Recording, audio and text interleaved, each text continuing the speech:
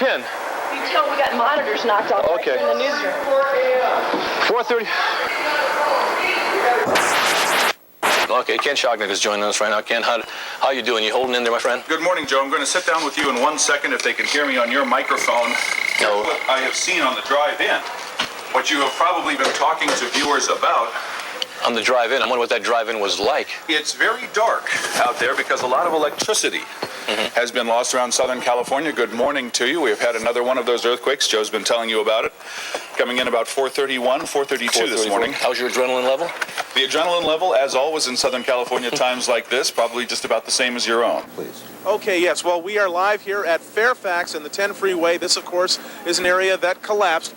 Right now, what you're looking at behind me are some construction crews, or actually demolition crews would be the more accurate term. These folks have been brought in to tear this freeway down, a process they hope will take a week or less. Now, the governor was here not too long ago taking a close first-hand look at this 10 freeway. This is one of the 9 bridge structures that have collapsed in the Southland. Now, he was accompanied by a Caltrans engineer, but what the governor saw here really needs no technical explanation. Seeing is believing, believe me. Well, it looks familiar. It looks like what we saw on a somewhat grander scale up there at Loma Prieta when the Cypress Freeway came down, but you don't have the double deck effect here. But you know, it's incredible when you think of the force of these quakes and what they can do. As was just pointed out, the Santa Monica Freeway I-10 was scheduled for a retrofit next month. This is on the Santa Monica Freeway at La Cienega Boulevard as Laurel Erickson attempts to climb up to the top there that has flattened down to the ground. Laurel, be careful up there. Yeah, we are. Now we're up on top of the freeway, and we can see the damage, the buckling. Thank heavens nobody was on this freeway as they were traveling to work this morning. The scene is northbound 5 and the southbound 14. The overcrossing of the southbound 14, as you can see here, has actually collapsed and pancaked atop the northbound lanes of the Golden State Freeway. With me here is Phil Wyrider, who is a spokesperson for the fire department in Los Angeles. We're looking at about a span of a quarter mile of the southbound 14 connector to the southbound 5, which has collapsed. About 5 or 6 vehicles involved in this area. We do not know if there's any vehicles underneath the connector road bridge area because we can't get underneath there. We did have the 2 critical patients, and then we also have a report of 1 female adult that was from the witnesses saying that she was pregnant. She was also airlifted out of the area, but by what agency, I'm not sure. There's some extraordinary scenes. This is I-5, one of the main freeways in all of California. Can you imagine what it would have been like to be in that truck or in that Winnebago-style vehicle when the freeway literally dropped away on both sides of it? This really shows you in 30 seconds it bends this, collapses this whole thing. Well, it probably only took 1 or 2 seconds, actually. Is it a matter of design, or is it a matter of the construction, the structure? Oh, I don't think you'd find any so-called construction error in there. This is probably built in exactly the same way it was detailed on the drawing. You drive around, it's heartbreaking, of course, but you have an apartment collapse onto a parking lot. You have a mall cave in. You have all kinds of things just buckle and give it up. Is this the price to be paid for living in Southern California? Oh, no. Look around at the rest of it. Look around at what didn't happen. You see one building down the street that collapsed. The rest of the street's lined with buildings that have very little damage. So are we doing a good job? You're darn right we are. Because all those buildings that essentially didn't collapse was a matter of success. And many of them have no damage whatsoever.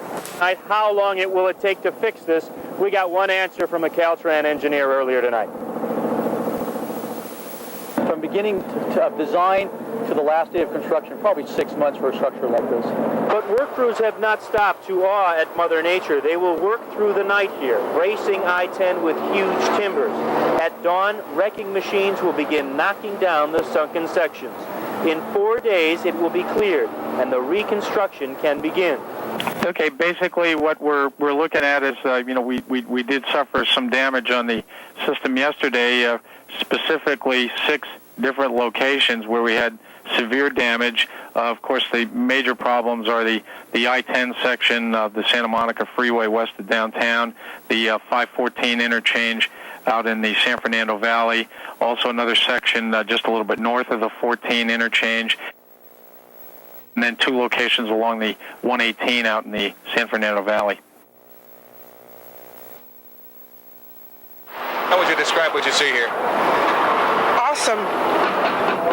Literally awesome. It's unbelievable to watch this. As you can see, it's a pretty tedious work. It's really nothing spectacular like maybe anybody thought. There's no dynamite or anything like that. So we're just going to continue chipping away at this, and we're going to go as fast as we can so we can get the road back open so we can get it cleared up. This demolition will take about a week, but then comes rebuilding, and that could take up to a year to repair and open the Santa Monica Freeway. At another collapsed freeway, demolition work is already underway. Workers today began tearing down the overpass that collapsed onto the I-5 freeway in the Newhall Pass. Crews say it will take 5 days just to clear all the damage, which is blocking LA's main route. We should be within about 15 or 20 seconds. We got a 1-minute warning, about 35 or 40 seconds. There it goes. There it goes. Down, blew those stanchions right out from under it, right down on the old road. This is between Cal Grove and where the 14 hits the 5, where the 5 goes right over the old road. They just blew it, blew out the stanchions, the columns underneath. There it goes.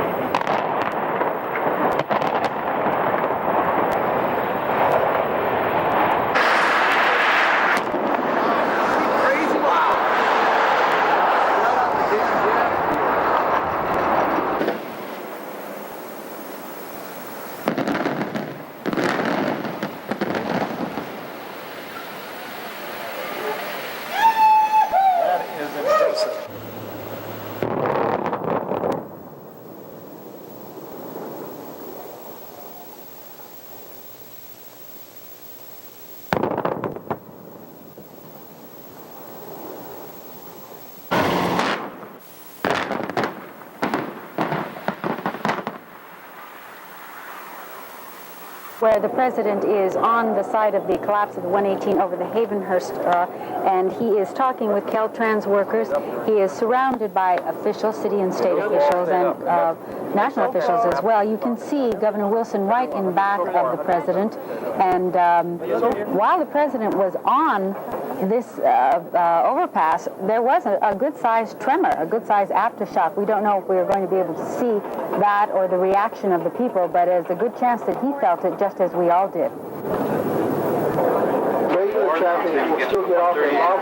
Traffic engineers at Caltrans are working non-stop to find ways to make the daily freeway commute tolerable. For people coming in from the Antelope Valley today, it was a nightmare because of the freeway damage at the 514 split. 5 million vehicles travel Southland freeways every day. The earthquake caused severe structural damage to less than a mile of LA County's 571 miles of freeways. But those failures will cause commuting headaches for months to come. It means that all of us are going to have to re-examine how we get to and from work. People should plan on more ride sharing. And by this, I mean more carpooling, more van pooling, riding the train, riding the bus, any way that they can to eliminate trips from our freeway system that's been hard hit. And Caltrans and other commuter organizations are looking for alternatives to make the months ahead bearable. But for now, we all have to be patient and share the ride. Kim Mariner, Channel 2 News. Just 12 days after the collapse of a section of the 14 freeway, Caltrans today reopened the southbound truck route, once again linking the 14 freeway with I-5. Willa Sandmeyer was on hand as the first motorists made their way across the new connecting route. Elated motorists waved and honked as they drove through the newly opened truck lanes, which link Freeway 14 directly to Interstate 5. To open this road, work crews did in 4 days what normally takes 10. They removed 20,000 cubic feet of collapsed freeway and debris, shored up a nearby connector road shaken by the quake, and restriped the truck lanes. The road is actually in very good shape. We just demolished the portion that fell down during the earthquake and hauled it away. Tomorrow, another improved detour opens. The reworked Old Road will provide motorists a better route around the collapsed I-5 at Gavin Canyon.